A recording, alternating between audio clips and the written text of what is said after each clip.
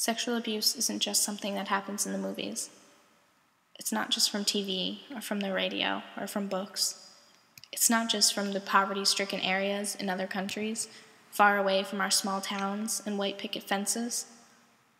Sexual abuse is real, and it's everywhere. The statistic states that 1 in 3 women are sexually assaulted, and 1 in 5 men are sexually assaulted. Are you a statistic?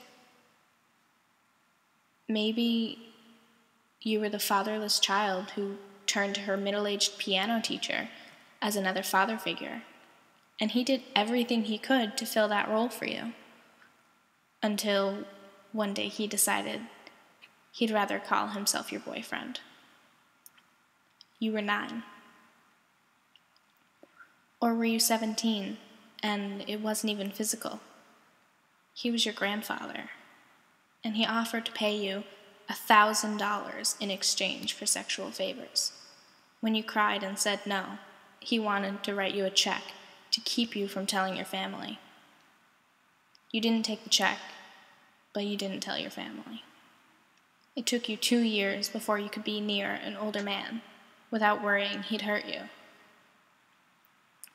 Or are you the 5-year-old who was molested every single night by the man you called your father? And then, when you were 10, it turned into rape.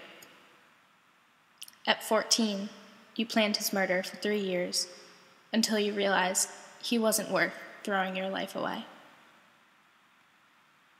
Or maybe you were 13 and found yourself in the wrong crowd. You went to a party and had too much to drink and woke to find someone on top of you. And when you told your friends, they simply said, "Boys will be boys." When you confronted the person responsible, he told you you wanted it.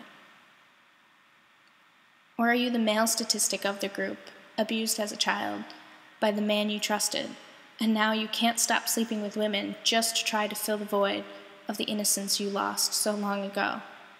You've hurt more and more women on your path of destruction, all because someone ruined you.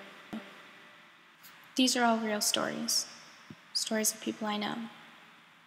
People who survived. We walk by survivors every day and we don't even realize. On the train, on the street, in restaurants, in classes, in our dorms. They are everywhere. And it never seems to stop.